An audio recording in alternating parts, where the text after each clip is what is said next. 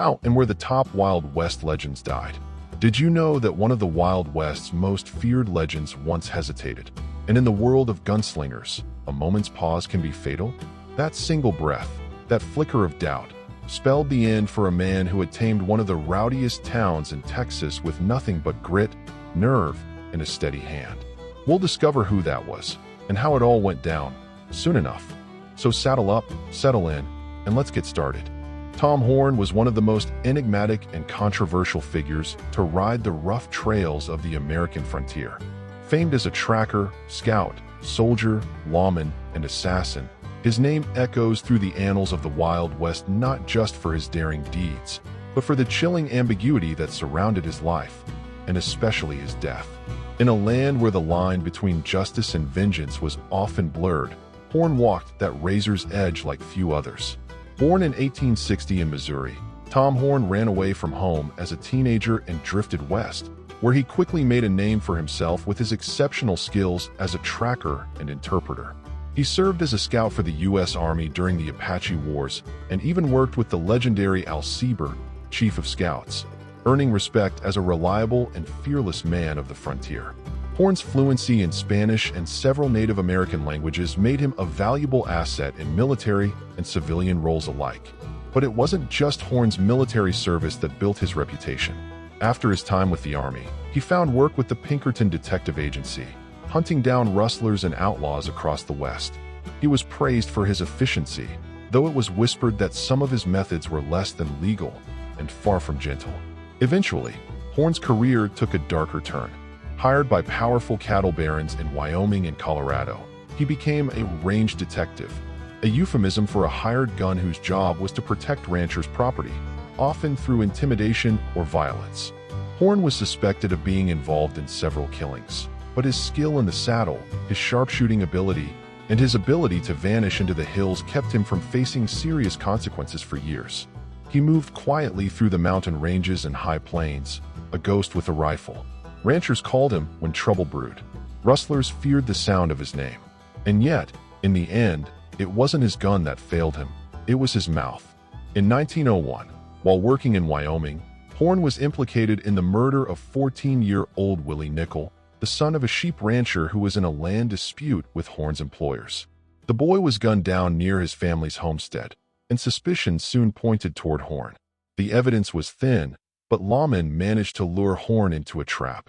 While sitting drunk and unguarded on a porch, Horn made what authorities called a confession to a local lawman posing as a friend. He allegedly said he mistook the boy for his father and shot him from a distance with a rifle. That statement, along with circumstantial evidence, became the cornerstone of the prosecution's case. Horn's trial was a national spectacle. Some saw him as a ruthless killer finally caught. Others believed he was being railroaded by powerful enemies or sacrificed to pacify the public. Despite inconsistencies in the case and growing public doubt, Horn was convicted of murder and sentenced to hang. His execution was set for November 20th, 1903, in Cheyenne, Wyoming. Horn spent his final days in the Laramie County Jail, where he remained defiant, calm, and composed. He refused to show fear, even as the gallows were being built outside. On the morning of his execution, dressed neatly in a dark suit, Horn walked to the scaffold with a cigarette between his lips. The hanging was performed using an automatic trap mechanism, a device that Horn himself had once praised for its efficiency. He dropped without a word, and the outlaw who had outsmarted armies, detectives, and rustlers died by the very system he had long evaded. Tom Horn's death did not close the book on his legend. For decades after, doubts persisted about his guilt. Some claimed he was framed. Others insisted justice was finally served. His story has inspired books, films, and endless debate among historians. Whether seen as a cold-blooded assassin or a scapegoat of the cattle wars, Tom Horn remains one of the Wild West's most enduring and controversial characters. A man who lived by the rifle and died by the rope. Clay Allison was the embodiment of frontier unpredictability, an eccentric, wild-eyed gunslinger whose hair-trigger temper and unshakable sense of honor made him both feared and strangely admired in the American West. Though less polished than contemporaries like Wyatt Earp or Wild Bill Hickok, Allison carved out a legend all his own as one of the most colorful and deadly figures to ever swagger down a dusty Main Street. Born Robert Clay Allison in 1840 in Waynesboro, Tennessee, he was raised in a strict Presbyterian household but developed a violent streak early on. A head injury as a child was said to leave him with unpredictable fits of rage, a trait that would define much of his adult life. During the Civil War, Allison enlisted with the Confederate cavalry but was discharged for what was recorded as a partially insane condition, though that didn't stop him from fighting on in irregular units. After the war, Allison headed west to Texas and then New Mexico territory, drifting into the booming cattle country where the law was often more suggestion than statute. There, he quickly developed a reputation not just for violence, but for a peculiar sort of frontier justice. Clay Allison didn't kill casually, but when he did, it was usually for what he saw as a reason. He had an unshakable, if erratic, personal code. For example, he once killed a man in a duel, only to later carry the man's body to his widow in a coffin, offering an apology and condolences. One of his most famous acts was the lynching of notorious outlaw Charles Kennedy near Cimarron, New Mexico. Kennedy was suspected of murdering travelers who passed his isolated mountain inn. When local law hesitated, Allison took matters into his own hands, leading a mob that stormed the jail, dragged Kennedy out, and hanged him from a telegraph pole. According to lore, Allison then decapitated the corpse and placed the head on a pole outside a saloon to warn other would-be killers. Despite, or perhaps because of, his violent episodes, Allison was regarded by some as a gentleman killer. He was known to wear a tailored suit, carry himself with courtly manners, and even pause before a duel to say a prayer. Yet he was not above drunk rages and had several barroom brawls that ended in bloodshed. He famously once rode nude through the streets of Beauties, Texas, wearing only his gun belt, in a fit of drunken revelry. Allison's gunfights became legendary, even if they were often exaggerated. He once reportedly killed a man with a broken neck in a wrestling match, then walked into a saloon and calmly ordered a drink. His sheer unpredictability kept enemies, and even friends, on edge. People crossed him carefully, knowing that behind his smile lay the quick hand of a man who believed in solving problems at the muzzle of a Colt revolver. Incredibly, for all his notoriety, Clay Allison didn't die in a blaze of gunfire or on the scaffold like many of his peers. Instead, his end came under the wheels of a wagon. In 1887, while hauling supplies near his ranch in Pecos, Texas, Allison fell from his loaded wagon and was crushed beneath the wheels. He was just 47 years old. The manner of his death, mundane and accidental, seemed oddly unfitting for a man whose life had been anything but ordinary. Allison was buried in Pecos, where his grave marker famously reads, "He never killed a man that did not need killing." Whether written by admirer or ironist, the epitaph perfectly captures the myth of Clay Allison, half hero, half menace, all Wild West. His legend endures in campfire tales and history books, not just because of how many men he killed, but because of the strange combination of violence and principle that guided him. In a land ruled by bullets and bravado, Clay Allison stood apart, a walking contradiction in a black Stetson who could smile, shoot, and quote scripture, sometimes all in the same breath.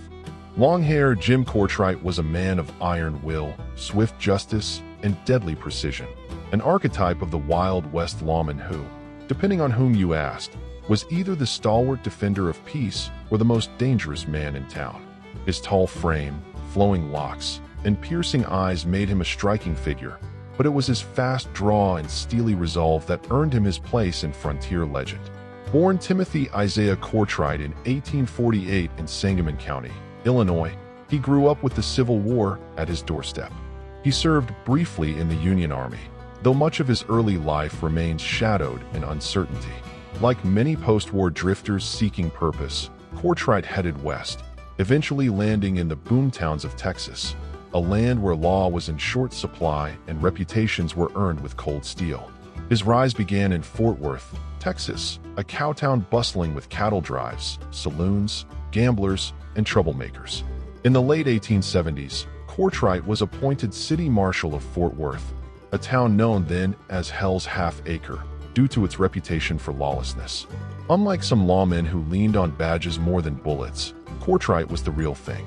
He carried himself like a man carved from the very land he protected, tall and lean, with a long mane of hair that earned him his nickname and added to his almost theatrical presence.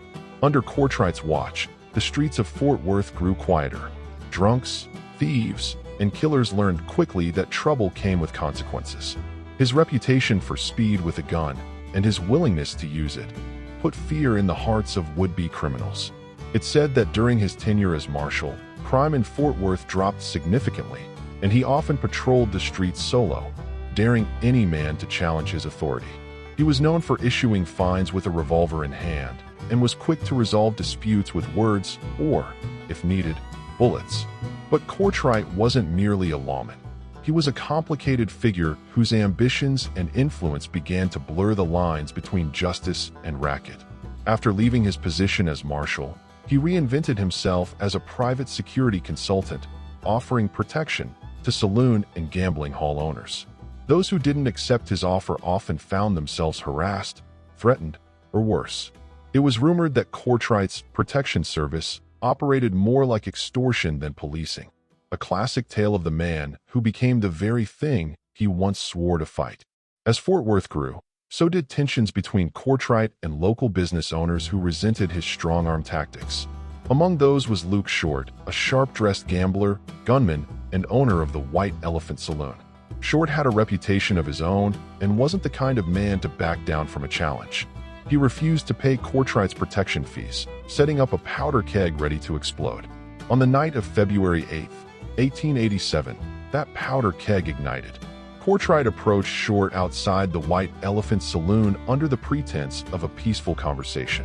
The two men exchanged words on the darkened street, and accounts differ as to who drew first. What is known is that Courtright hesitated, and in the world of gunslingers, a moment's pause can be fatal. Short, known for his quickness, fired first, striking Courtright in the thumb and severing his trigger finger. Courtright, now unable to return fire, staggered. Short then fired again, and again, each bullet finding its mark. Courtright collapsed onto the dirt street and died where he fell. The gunfight was brief, over in seconds, but it sent shockwaves through Fort Worth. The death of long-haired Jim Courtright marked the end of an era. The man who had once tamed the wildest town in Texas died in a shootout like so many he had once won. The irony was sharp. The lawman who built his name on control and fear was gunned down by a man who refused to be intimidated. Courtright's funeral drew a large crowd, a mix of admirers, fellow lawmen, gamblers, and skeptics. Even in death, his legacy was debated. Some mourned him as a protector of order, a brave soul who dared to bring civility to chaos. Others saw him as a thug who used his badge as a license to bully and extort. Yet both views agreed on one thing. Jim Courtright was no ordinary man. He was forged in the crucible of the Old West, where law and lawlessness often rode the same trail.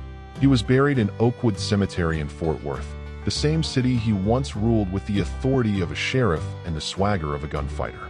His grave remains a silent testament to a man who tried to straddle both sides of the law and died for it. Today, the legend of long-haired Jim Courtright lives on in Western lore, dramatized in books, shows, and reenactments. He's remembered not just for his exploits, but for the questions his life raises about power, justice, and the fragile balance between fear and respect. In a land where peace was often negotiated at the end of a pistol, Courtright stood tall, sometimes too tall for his own good, and left behind a tale as complex as the frontier itself. But we're only scratching the surface. Stories about other legends are waiting, packed with amazing adventures and unexpected twists, from secret treasure stashes to last-second getaways. Ready to ride into their tales? One click on the video below will launch you straight into the next Wild West legends.